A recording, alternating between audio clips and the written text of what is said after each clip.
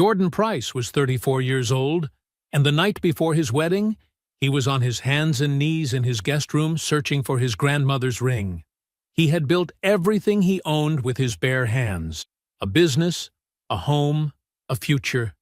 And tomorrow he was going to give that ring to the woman he trusted with all of it. He slid under the bed to reach it, and then the front door opened. His fiancée's voice, then his best man's.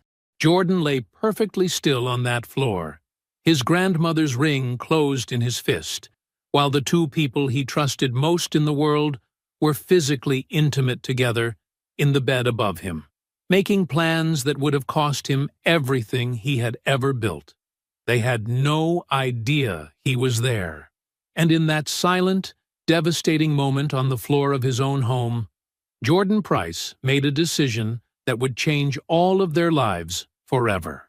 Before we jump into the story, comment where in the world you are watching from and subscribe, because tomorrow's story is one you need to hear. The early morning light filtered through the high windows of Jordan's workshop, casting long shadows across the wooden floor. The soft whisper of sandpaper against wood filled the space as Jordan worked meticulously on the final panel of an elegant credenza. His movements were precise, measured, each stroke deliberate, as he followed the grain of the wood beneath his hands. This piece was special, commissioned by the Riverside Hotel Group for their new Atlanta location. Jordan smiled slightly as he ran his palm over the surface, feeling for imperfections that most people would never notice. But he would know they were there, and that wasn't how he built things. The workshop smelled of fresh sawdust and varnish, scents that had become as familiar to him as his own home. Looking around at the space, now filled with professional equipment and completed pieces waiting for delivery, he couldn't help but remember the cramped garage where it all started. Just him, basic tools, and a determination that Aunt Gloria had helped plant in him since he was 12. He paused in his sanding, eyes drifting to the small framed photo on his workbench. His mother's smile looked back at him, frozen in time.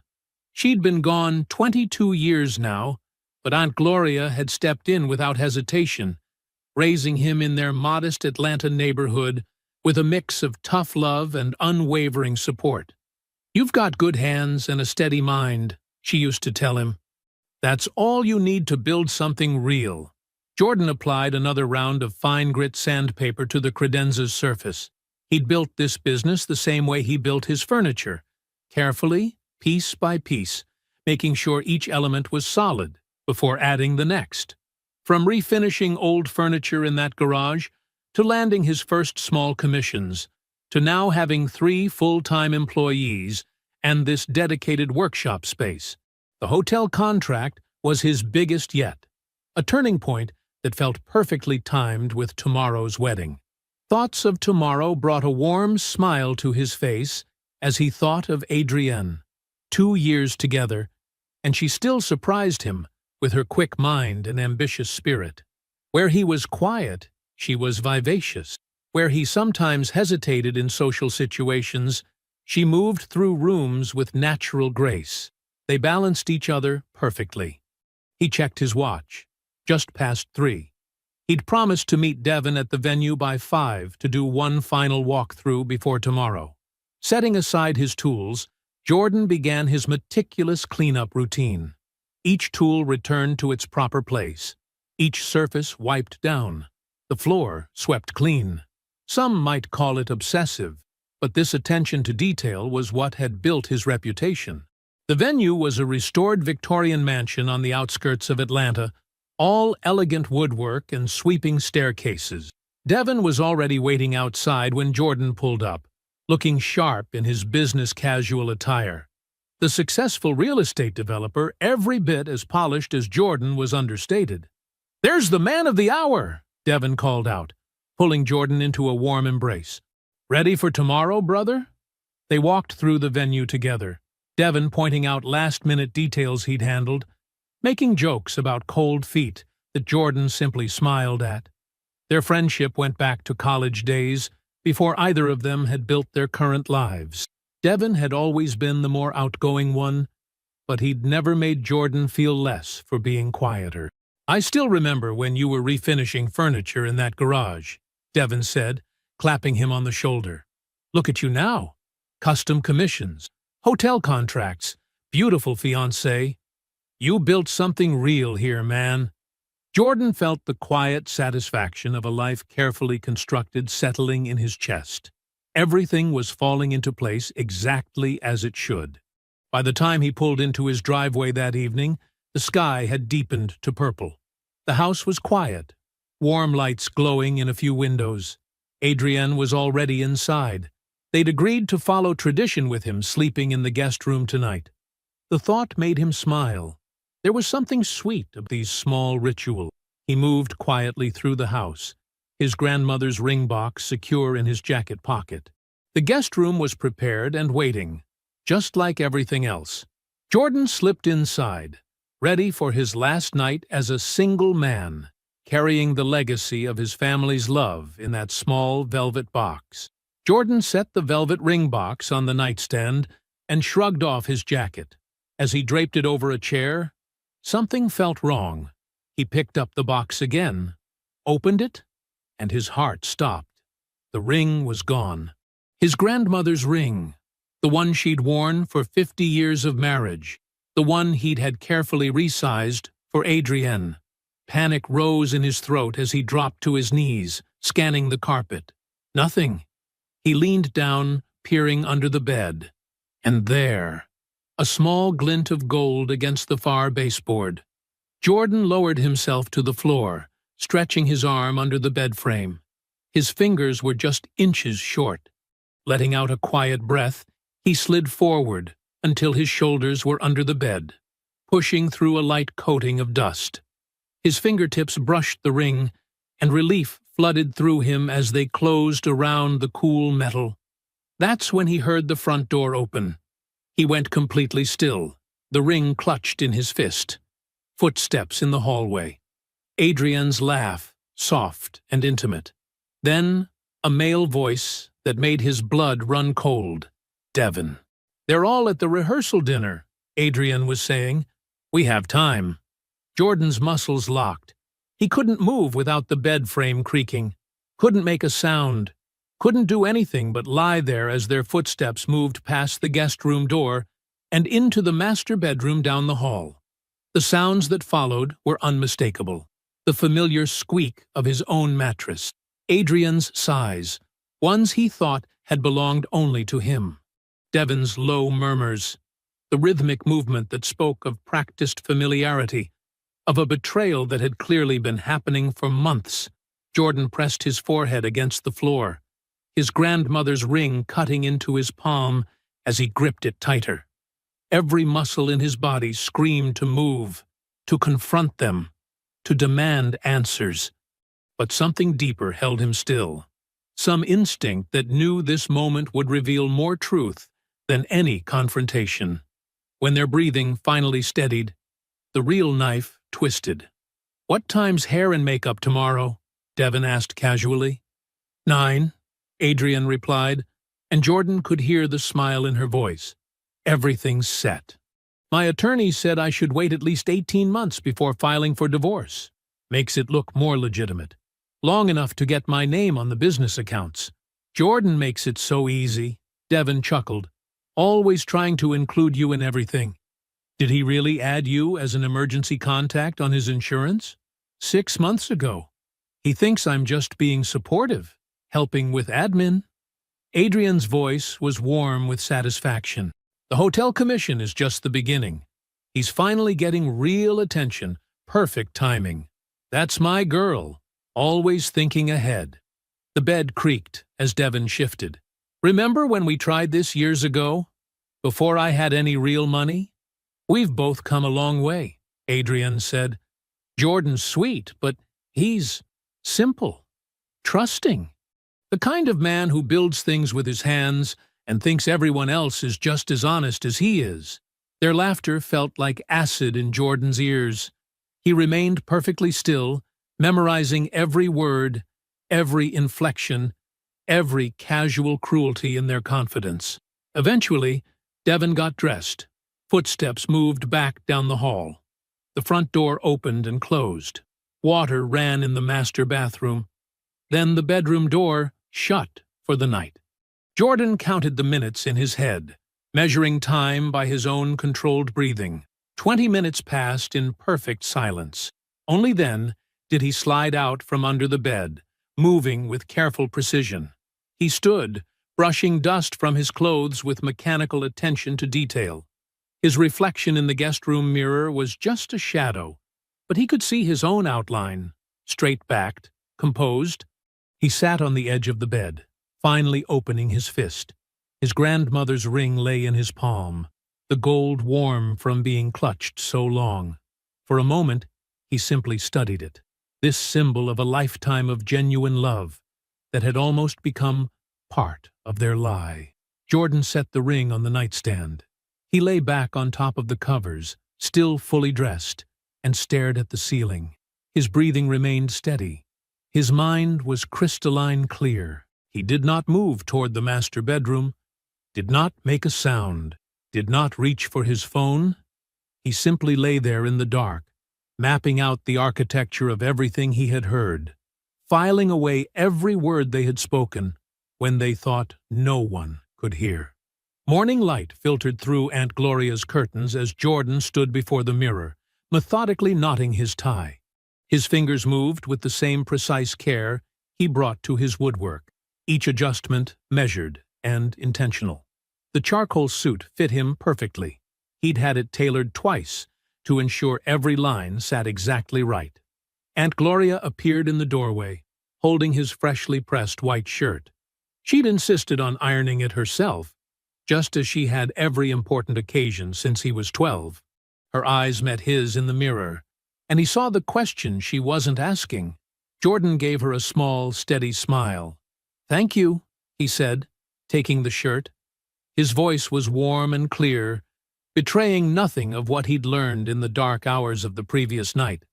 She watched him dress with the particular attention of a woman who had raised him from boyhood, noting the careful way he buttoned his cuffs, smoothed his collar, adjusted his pocket square. To anyone else, he looked like any groom on his wedding morning. But Aunt Gloria saw the steel beneath his composure, the focused quiet that reminded her of the 12-year-old boy who'd learned to carry grief without breaking. The drive to the venue was peaceful. Jordan sat in the passenger seat, watching Atlanta scroll past his window. The morning was bright and cool, perfect weather for an outdoor ceremony. Aunt Gloria drove in silence, one hand occasionally reaching over to pat his knee. She didn't need to speak. She'd always understood him best in the quiet moments. At the venue, everything moved with practiced precision. The coordinator guided Jordan through the morning schedule. Groomsmen arrived in waves, adjusting boutonnieres and sharing flask sips behind the garden pavilion. Through it all, Jordan moved with easy grace, smiling at jokes, thanking the staff, playing his role perfectly. Devon found him in the groom's suite, already deep in his best man performance. "There's my brother," he called out, pulling Jordan into a back-slapping hug. "Let me fix that tie for you. Can't have you looking anything less than perfect today." Jordan stood still, allowing Devon's hands near his throat. He watched his oldest friend's reflection in the mirror, the genuine seeming warmth in his smile, the practiced charm in his movements. Devon had always been the more polished of the two of them, the one who moved easily through social spaces, while Jordan preferred his quiet workshop. Now Jordan saw the hollow center of that polish, the performance that had masked betrayal for 8 long months. "There," Devon said, stepping back to admire his work. "Now you look like a man ready to get married." Jordan smiled. "Thank you," he said simply, and meant it, though not for the tie. The ceremony began right on schedule. Jordan stood at the altar, watching guests settle into white garden chairs. He saw familiar faces from every chapter of his life. College friends, business associates, family who'd driven hours to be here. His eyes found Aunt Gloria in the front row, Her face set in quiet dignity. The music shifted, the guests rose, and there was Adrienne, floating down the aisle in white silk, exactly as beautiful as the first day he'd met her. But now Jordan saw her clearly, saw the calculation behind her smile, the hollow promise in her eyes. He thought about her voice in the darkness of last night, laying out plans to dismantle everything he'd built. The officiant moved through his welcome, speaking of love and commitment, trust and partnership. Jordan stood perfectly still, hands clasped before him, listening to words that should have meant everything but now meant nothing at all. Then came the moment.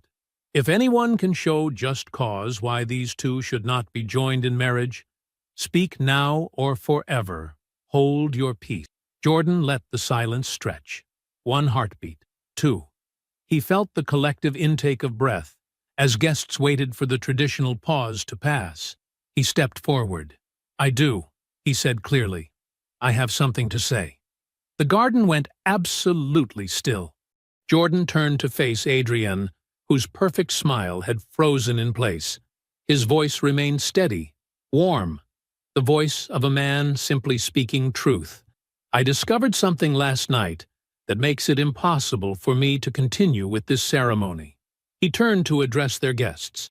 "I want to apologize to everyone who traveled to be here, who took time from their lives, who believed in this day as much as I did until yesterday. You deserve better than this moment, and I'm sorry." He reached into his pocket, withdrew the velvet ring box, and placed it gently in Adrienne's unresisting hand. Without another word, he slipped off his suit jacket and draped it carefully over the back of the nearest chair. Morning sunlight streamed through Aunt Gloria's kitchen window, warming the worn wooden table where Jordan sat with his 3rd cup of coffee. For 2 days, he'd moved through her house like a ghost, sleeping in his old bedroom, eating the comfort food she silently placed before him, speaking only when necessary. But this morning was different. He opened his laptop with deliberate purpose, his fingers steady on the keys. "You ready to work?" Aunt Gloria asked quietly, setting a fresh mug beside him. Jordan nodded, already logging into his online banking portal. Time to see what 8 months really looks like. He started with the joint checking account he'd opened with Adrienne 6 months ago, a gesture of trust as they planned their future. The transaction history told its own story. Small transfers, gradual increases in access, careful testing of boundaries. He noted each instance in clean, precise handwriting. Next came the shared calendar they'd used to coordinate wedding planning. Jordan scrolled backward methodically, noting patterns he'd missed before. Adrienne's lunch meetings with wedding vendors aligned suspiciously with times Devon had been unavailable for their regular client check-ins. The betrayal had operated on a schedule, hidden in plain sight. The business records were where the real story emerged. Jordan pulled up his firm's documentation, reviewing access logs and permission changes. 6 months ago, Adrienne had offered to help streamline his administrative systems. A generous gesture from a supportive partner, he'd thought at the time. Now he saw the careful positioning for what it was. He found her name added as an emergency contact on the business insurance policy. Her email address appeared on vendor communication chains. She had gradually inserted herself into the infrastructure of everything he'd built, laying groundwork he hadn't recognized until now. Jordan reached for his phone, dialing Thomas's number. His second-in-command picked up on the second ring. "Jordan," Thomas said, his voice careful. "How are you holding up?" "I need to ask you something," Jordan replied, keeping his tone neutral. "About Adrienne's involvement with the business over the last few months." There was a pause on the line. "What do you need to know?" "She asked you questions about the operation. I need to know exactly what information she was seeking." Thomas exhaled slowly. "She asked about everything, now that I think about it. The hotel commission contract details, our revenue projections, client relationship structures." His voice tightened. "I thought she was just being supportive, trying to understand your work better." "Jordan, I'm so sorry." "Don't apologize," Jordan cut in firmly. "You had no reason to suspect anything. I didn't either." He made another note in his growing list. Was she particularly interested in anything specific? "The hotel project financials," Tomas said immediately. "She asked a lot about payment schedules, contract terms, and she wanted to understand our banking setup, how we handle client deposits, which accounts we use for different aspects of the business." Jordan wrote it all down, his handwriting remaining steady even as the full picture emerged. The physical affair hadn't been just about betrayal. It was the bond that cemented a financial scheme. Adrian had planned to marry him, gain legal access to marital assets, and then extract maximum value through a carefully timed divorce. 8 months of intimacy with Devon had simply ensured her backup plan was equally invested in the outcome. The hotel commission would have been the perfect timing. Their largest contract to date, with significant upfront payments and ongoing installments. A divorce filed at the right moment would have given her legal claim to portions of those funds as marital assets. He opened another browser tab, pulling up their wedding planning expenses. Large deposits to vendors, all paid from his accounts. Adrian had insisted on handling the arrangements, but had contributed minimally to the costs. Another piece of the pattern. She'd been protecting her own resources while positioning herself to access his. Jordan worked methodically through the morning, documenting everything: bank statements, calendar screenshots, business access logs, email chains. He organized the information with the same precision he brought to his furniture designs, building a foundation of evidence that could support whatever structure needed to be built on top of it. Aunt Gloria moved quietly around the kitchen, refreshing his coffee, occasionally reading over his shoulder as the list grew.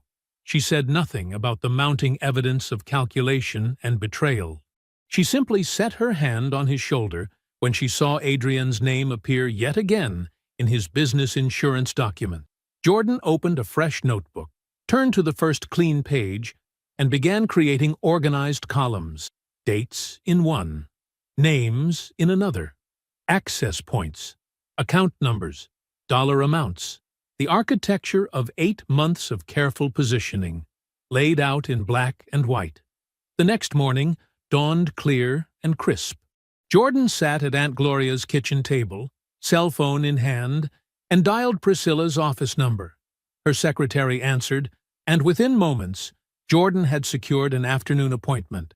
"I need to protect what I've built," he told Priscilla when he walked into her office at 2 o'clock, notebook and folder thick with documentation in hand. Priscilla, a sharp-featured woman in her 50s, gestured to the chair across from her desk. She had handled his business incorporation 3 years ago, impressed by his methodical approach to building his company. Now she watched him carefully as he laid out the evidence he'd gathered. "Show me everything," she said simply. Jordan opened his notebook and began walking her through it all. The gradual insertion of Adrian into his business operations, the emergency contact designations, the access to financial information, the careful positioning that had seemed innocent at the time, but now revealed its true purpose. Priscilla's expression remained neutral as she examined bank statements, calendar records, and business documentation. She made notes of her own, occasionally asking clarifying questions in her precise way. "The pattern is clear," she said finally, setting down the last page. This was a structured attempt to create access points that could be leveraged later. "We need to close every single one." She pulled out a legal pad and began listing actions, removing Adrian from all business insurance policies, revoking any informal access she had to scheduling or vendor communications, documenting every instance where she had sought information about contracts or financials. "I'll draft formal notices regarding her removal from any business-related documentation," Priscilla continued.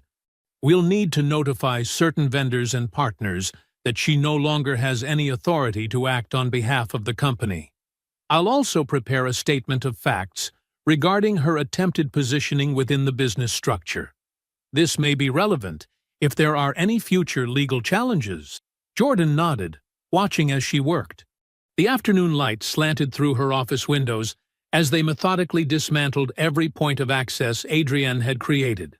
Later that evening, Jordan was helping Aunt Gloria with dinner dishes when headlights swept across the kitchen windows. A car had pulled into the driveway. "It's Camille," Aunt Gloria said, peering through the curtains. "Adrienne's maid of honor." Jordan dried his hands slowly. "I'll talk to her outside." The night air was cooling as Jordan stepped onto the front porch. Camille stood by her car, wringing her hands. Her eyes were red-rimmed, her usual polish cracked. He walked down to the driveway, stopping a few feet from her. "How long did you know?" The direct question broke something in her. Tears spilled down her cheeks. 5 months, she whispered. "I found out by accident. I went to Adrienne's place to drop off wedding samples, and Devon was there. They didn't hear me come in. I saw them together." Jordan stayed perfectly still, his voice level. "And you said nothing." "She made me promise," Camille choked out. "She said it didn't mean anything, that it would end before the wedding.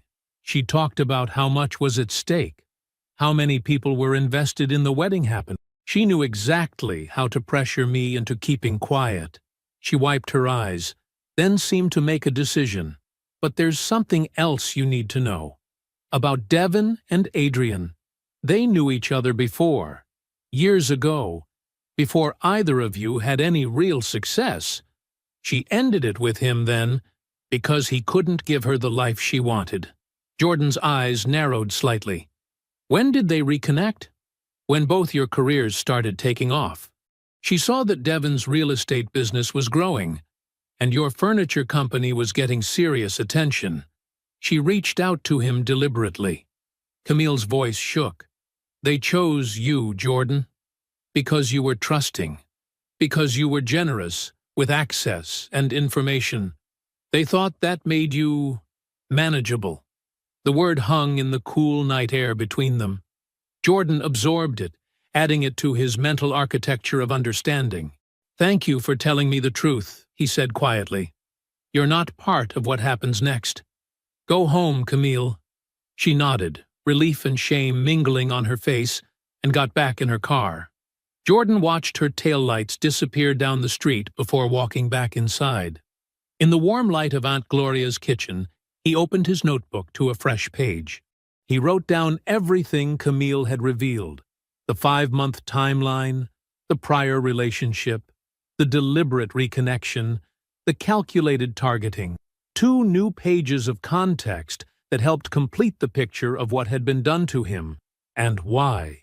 The next morning, Jordan arrived early at his workshop, finding Tomas already there, reviewing supplier invoices.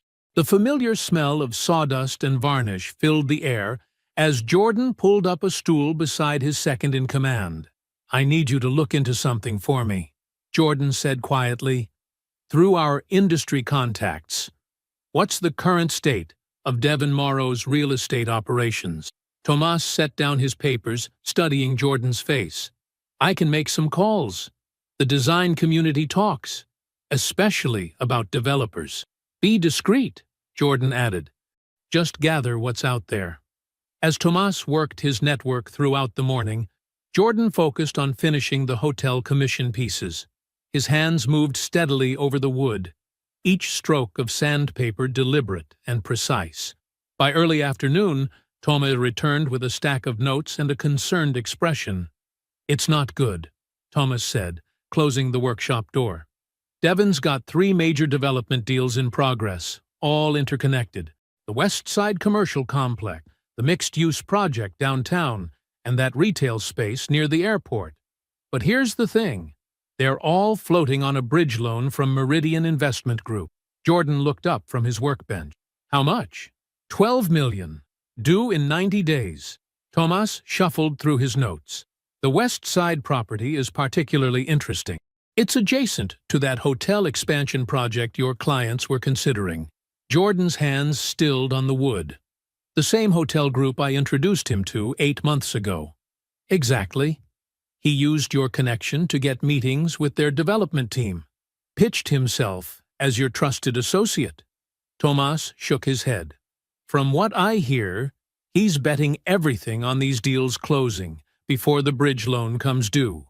If any one of them falls through, they all fall, Jordan finished. He wiped his hands slowly on his work cloth, thinking, who's the project manager at the hotel group now? Still Aubrey Mitchell. He thinks highly of you after that custom furniture commission. Jordan nodded, reaching for his phone. He had Aubrey's direct number from their previous work together. The call connected after 2 rings. Aubrey. Jordan Price. Do you have a few minutes to discuss something sensitive? He stepped outside the workshop, looking out at the morning traffic as he chose his next words carefully. I need to make you aware of a situation. There's a development professional who accessed relationships with your group through my personal connection. I've since discovered serious concerns about their professional ethics and integrity. A pause on the line. I appreciate you bringing this to my attention, Jordan. Your reputation with us carries weight. Are we talking about anyone specific? I'd rather not name names right now, Jordan replied, but I felt obligated to alert you, given that I facilitated the introduction. I trust your team will do their own due diligence. We certainly will, Aubrey said. We take our partner relationships very seriously. I'll look into this personally. After ending the call, Jordan returned to the workshop. Thomas was waiting with one more piece of information. The bridge loan, Thomas said. 2 of Meridian's principal investors sit on your hotel client's advisory board. Jordan absorbed this, seeing the connections align. He worked silently through the afternoon, letting the steady rhythm of his hands on wood calm his mind. When evening came, he packed up his tools and drove back to Aunt Gloria's house. She was at the kitchen table when he arrived, a cup of tea cooling beside her crossword. Jordan sat down heavily in the chair across from her. Found out some interesting things about Devon today, he said quietly. Aunt Gloria set down her pen, giving him her full attention as he laid out what Thomas had discovered. The over-leveraged deals, the bridge loan deadline, the hotel connection, the seeds of doubt he'd planted with Aubrey. When he finished, she studied him in that way she had, seeing past the surface to what lay beneath. Sounds like the stage is nearly set. Almost, Jordan agreed. Just need 2 more things to happen. What do you need? She asked simply. Jordan ran his finger along a groove in the wooden table, one he'd made himself as a gift for her years ago, before any of this began. 2 meetings, he said, and 1 table. The next morning, Jordan was back at his workbench when his phone buzzed. Priscilla's name lit up the screen. I found something you need to see, she said without preamble. 11 days before the wedding, Adrian had a consultation with Marcus Thorne at Thorne & Associates. They specialize in family law, particularly cases involving business owners and asset division. Jordan set down his sandpaper, listening. The consultation was specifically about asset classification in marriages where one spouse owns an established business, Priscilla continued. She was gathering information about how your company could be categorized as a marital asset after the wedding. She was building the legal framework, Jordan said quietly, before she even walked down the aisle. Exactly. This wasn't impulsive, Jordan. She was constructing the exit before the entrance. Jordan ran his hand along the grain of the wood in front of him, feeling its texture beneath his fingers. Can you document all of this? Already done. The question is, do you want to pursue the affair itself as grounds for a breach of promise claim? We have Camille's testimony. We could make a case that the engagement was entered under fraudulent pretenses while she was carrying on a physical relationship with another man. No, Jordan said after a moment. The financial documentation is cleaner, more precise. I don't want a messy court battle where she can paint herself as a confused woman who made a mistake. I want consequences that can't be rewritten. I understand. Priscilla paused. I'm preparing a sealed, notarized envelope with full documentation of both the affair and the financial scheme. It won't be filed unless needed. but it will exist as a permanent record if she ever tries to revise the narrative of why the wedding didn't happen. Good, Jordan said. Thank you. After ending the call, Jordan picked up his own phone. 3 calls to make, each one precise, measured, necessary. First, Adrienne. Her phone rang 4 times before she answered, her voice carefully neutral. We need to handle some logistics, he said calmly. The lease, personal items. Can you come to Aunt Gloria's tomorrow afternoon? A pause. Yes, Adrienne said finally. What time? 3 o'clock. He kept his voice even, practical. Let her think this was about closing chapters. Next, Devon. This call went to voicemail, exactly as Jordan expected. Devon had been avoiding direct contact since the wedding. We need to talk, Jordan said simply. Workshop tomorrow morning at 10. Just you and me. He ended the call, knowing Devon would come, if only to attempt damage control. Finally, Aubrey. The hotel project manager answered on the first ring. I'm ready to complete our discussion from yesterday, Jordan said. I can share the specific information about the developer we discussed. Would 9 a.m. work? I'll clear my calendar, Aubrey replied. In the kitchen, Aunt Gloria was just hanging up her own phone. She looked at Jordan with quiet satisfaction. Miss Eloise will be here tomorrow, she said, and Philip's driving up from Macon in the morning. Jordan nodded slowly. He hadn't asked her to make those calls. He hadn't needed to. Aunt Gloria understood that some reckonings required witnesses from within the family, not as weapons, but as people who needed to see the truth themselves. Miss Eloise already knew.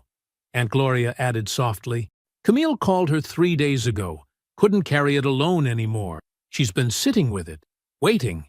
Jordan absorbed this. The truth had been traveling on its own, finding the people who needed to receive it. He wasn't orchestrating everything. He was simply creating the space for consequences to arrive naturally. The rest of the day passed in steady, focused work.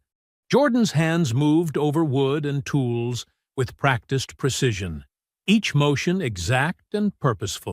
As evening settled over the workshop, he sat alone at his bench, working a chair leg with fine grit sandpaper, back and forth, until the wood was exactly right under his fingers. Everything was in position now. The pieces were aligned. Tomorrow would bring its own gravity.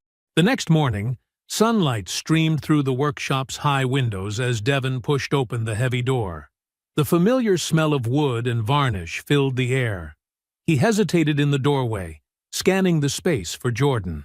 Jordan stood at his workbench, methodically applying finish to a cabinet panel with smooth, even strokes. He didn't look up. Close the door behind you. Devon stepped inside, letting the door swing shut. His polished appearance, crisp button-down, expensive watch, seemed out of place among the sawdust and tools. He cleared his throat. Jordan, I know we need to talk about— There's a chair by the bench if you want to sit. Jordan interrupted quietly, still focused on his work. The brush moved in perfect rhythm across the wood grain.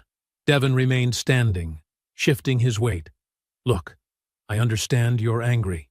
You have every right to be. But I hope we can— 8 months, Jordan said, finally setting down his brush. He turned to face Devon, his expression calm. That's how long you and Adrienne were together in my house. Sometimes when I was working late here. Sometimes when I was meeting clients. He picked up a manila folder from the bench. I have the security camera timestamps, if you'd like to see them. Jordan, it wasn't— Devon started, but Jordan continued as if he hadn't spoken. While that was happening, Adrienne was positioning herself inside my business administration, getting added to accounts, asking questions about contracts, and you were using our friendship to get close to my hotel client group. Jordan's voice remained steady. 8 months of calculating how to extract value from my trust. That's not fair, Devon protested. The hotel connection was just business networking. You offered to make that introduction yourself. I did, Jordan agreed, because that's what friends do. But here's what you don't know. I spoke with Aubrey this morning. Told him everything. About how you accessed his group through a personal connection you were actively betraying. About your real estate operations' ethical compromises. The color drained from Devon's face. You had no right. I had every right, Jordan said quietly. And Aubrey's team is already withdrawing from any potential involvement with your projects, which is unfortunate timing, given your bridge loan situation. Devon sank into the chair, his composure cracking. How did you— The same way I know Adrian consulted a divorce attorney 11 days before the wedding. I pay attention. Jordan opened the folder. This contains documentation for a civil suit. Intentional interference with business relationship. Breach of our informal referral partnership. Evidence of how you leveraged our connection to access my client network while engaging in personal conduct that compromised my business interests. Jordan, please. Devon's voice shook slightly. We can work this out. I know I betrayed your trust, but you can sign this statement that Priscilla prepared. Jordan continued calmly, placing a document on the bench. It acknowledges what you did and commits you to permanently ending all contact with me, my clients, and my professional network. Sign it, and the civil suit stays in this folder. Devon stared at the paper, then at Jordan. The workshop's silence felt heavy. You really had all of this ready? I build things carefully, Jordan said. Always have. You just never paid attention to how I do it. With trembling fingers, Devon picked up the pen Jordan offered. His signature was shaky, but legible. Jordan collected the signed document and walked to the door. He pulled it open, morning light spilling across the threshold. We're done. Devon stood slowly, straightening his expensive shirt. He opened his mouth as if to speak, then closed it. The man who had always had smooth words for every situation finally had none left. He walked out without looking back. Jordan closed the door with a solid click. He returned to his workbench, picked up his brush, and resumed applying finish to the cabinet panel. His strokes were as steady as they had been before, precise, measured, exact. The morning light continued to pour through the high windows, catching the fresh varnish as it dried to a perfect shine. The workshop was quiet except for the soft sound of the brush moving across wood, back and forth, in the practiced rhythm of a man who knew exactly what he was building. The afternoon sun cast long shadows across Aunt Gloria's front porch as Adrian climbed the familiar steps. Her heels clicked against the wooden boards, the same sound they'd made countless times before when she'd visited as Jordan's fiancée.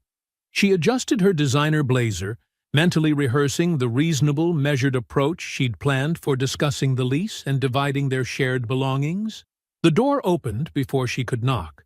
Jordan stood in the entryway, his expression unreadable. Beyond him, Adrienne could see Aunt Gloria seated in her usual chair. But as she stepped inside, her carefully prepared composure cracked. At Gloria's kitchen table sat Miss Eloise, her own grandmother, and Uncle Philip, both looking at her with the steady, disappointed gazes of elders who had driven from Macon to witness accountability. "What is this?" Adrienne's voice wavered slightly. She remained frozen just inside the doorway, her designer purse clutched tight against her side. "Please, sit down," Jordan said quietly, gesturing to the empty chair across from Miss Eloise. The afternoon light through the kitchen windows caught the silver threads in her grandmother's hair, making them shine like steel. Adrienne lowered herself into the chair, her movements stiff. The familiar scent of Aunt Gloria's lemon furniture polish filled the air, the same scent that had meant comfort and acceptance when she'd first started dating Jordan. Now it felt suffocating. Jordan remained standing, removing a folder from the counter. His voice was calm, measured, the same tone he used when walking clients through furniture specifications. "I want to be very clear about what happened here. Not just for me, but for your family who deserves to know who you've chosen to become." He began laying out documents on the table: bank records, calendar screenshots, business account logs. 8 months of bringing Devon into our home while I worked late. 8 months of positioning yourself inside my business administration. 11 days before the wedding, you consulted a divorce attorney about marital asset classification. Aunt Gloria sat silently in her chair, hands folded in her lap, watching. Uncle Philip's jaw tightened with each new piece of evidence. "Jordan," Adrian started, attempting to regain control of the narrative. "Whatever you think happened with Devon, it was a mistake. A moment of weakness that didn't mean anything. We can work through this if you'll just—" "Don't!" Miss Eloise's voice cut through the air like a blade. "Don't you dare sit at this table and try to make small what you did." Her eyes, the same deep brown as Adrian's, held none of their usual warmth. "You brought a man into that child's house. The night before, you were going to stand in front of God and His people and make promises you'd been breaking for 8 months. That's not weakness. That's a decision." Adrian's face paled. "Grandma, please. You don't understand." "I understand everything," Miss Eloise said. "Camille called me 3 days ago, told me every detail about you and Devon's history, about targeting Jordan when his business started growing, about planning to marry him just to take what he built." Uncle Philip leaned forward, his voice low and final. "The Holloway name is not available as cover for this conduct. You will sign the mutual release Jordan has prepared. You will vacate the property immediately. You will stay permanently clear of his professional life and connection." His eyes narrowed. "This is not a negotiation. This is your family telling you what comes next." Jordan placed the release document on the table. Adrian stared at it, her carefully constructed reality crumbling. With trembling fingers, she picked up the pen Aunt Gloria silently offered. Her signature was barely legible. She stood quickly, gathering her purse, unable to meet anyone's eyes. As she reached the door, Jordan's voice stopped her. "Adrian." His tone held no anger, no pain, just quiet certainty. "You picked the wrong man to build against. I know how to build things that last." The door closed behind her with a soft click. In the kitchen's heavy silence, Jordan released a slow breath. He reached for Aunt Gloria's hand, squeezed it once, and gave a single nod. Through the window, the afternoon sun continued to pour across the kitchen table, illuminating the signed release that marked the end of what Adrian had tried to destroy, and the beginning of what Jordan had carefully, methodically built in its place. The early morning sun streamed through the high windows of Jordan's new workshop, casting long golden rectangles across the freshly sealed concrete floor. He unlocked the front door, breathing in the mingled scents of raw wood, varnish, and possibility. His coffee steamed in the morning air as he walked through the expanded space, nearly triple the size of his original workshop. Stacks of carefully selected lumber lined one wall, each piece hand-picked for specific commissions. 3 new workbenches stood ready, tools arranged with precise care. The completed pieces from the hotel commission had been photographed last week for a prominent design magazine, the second publication to feature his work in recent months. Jordan set his coffee down and ran his hand along the smooth surface of a nearly finished walnut credenza. The hotel installation had exceeded expectations, leading to a flood of commission requests from clients who appreciated both the craftsmanship and the story behind each piece. He'd had to start a waiting list. The sound of keys in the door made him smile. Tomas arrived early as usual, carrying 2 paper bags from the local bakery. "Thought we could use breakfast before the new guys show up," he said, setting the bags down. "Still can't believe how different this place looks from when we first viewed it." "Good different?" Jordan asked, though he already knew the answer. "The best kind," Thomas replied, pulling out still warm pastries. "Marcus called yesterday about that conference table commission, said his board was impressed with the design presentation." Jordan nodded, thinking of the detailed sketches he'd prepared. The corporate commissions had started rolling in after the hotel feature, but he'd been selective. choosing projects that allowed for true craftsmanship rather than just quick production. The day passed in a productive blur of training his two new craftspeople, reviewing designs, and finalizing details for the evening's small celebration. As the sun began to set, the workshop transformed. Simple tables were arranged in an L shape, covered with white cloths. Aunt Gloria arrived early to supervise the catering setup, arranging everything with her usual quiet efficiency. The dinner guests began arriving at 7. Tomas and his wife, the new craftspeople and their families, a few key clients who'd become friends. Aunt Gloria sat at the head of the table, elegant in deep purple, presiding over the gathering like the queen she was. Midway through the meal, Tomas stood and cleared his throat. "I'd like to propose a toast," he said, raising his glass, "to Jordan, who taught me that the strongest things are built slowly, with patience and precision, who showed us all that integrity isn't just a word, it's a practice. To the new workshop, and to many more years of building beautiful things that last." Jordan laughed genuinely, for the first time in months, the sound carrying through the workshop. The space felt alive with possibility and honest work. While the celebration continued, Jordan's mind briefly turned to those who weren't there. Through his professional network, he'd heard that Devon's bridge loan had collapsed after Aubrey's quiet words reached the right ears. The investor group had withdrawn support, triggering a cascade of problems. Last he'd heard, Devon was trying to rebuild in a smaller market several states away, his reputation and network in tatters. Adrian's story had unfolded differently, not through dramatic collapse, but through quiet closing doors. Her professional world had proved smaller than she'd calculated, more connected to Jordan's client circles than she'd considered. Opportunities simply stopped appearing. Introductions weren't made. Camille, sharing many of the same social and professional spaces, couldn't maintain their friendship under the weight of what she knew. Miss Eloise still called Adrienne on her birthday and holidays. She wasn't the type to abandon family entirely. But the warmth carried new conditions, evident in every careful pause. Jordan had heard through Aunt Gloria that Adrienne thought of him sometimes, not with longing or desire, but with the specific regret of someone who had held something valuable with careless hands and watched it walk away whole. After the last guests left, Jordan stood alone in the workshop's quiet. He moved to a massive dining table near completion, commissioned by a young family who wanted an heirloom piece their children's children would gather around. His fingers traced the grain of the wood, feeling the subtle variations that made each piece unique. A small smile crossed his face as he picked up his favorite smoothing plane. The weight felt right in his hands, natural, true.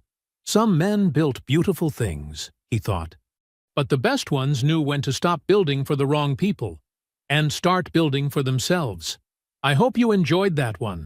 Be sure to like the video and subscribe so you don't miss the next story. I've picked out 2 more for you that I think you'll really like.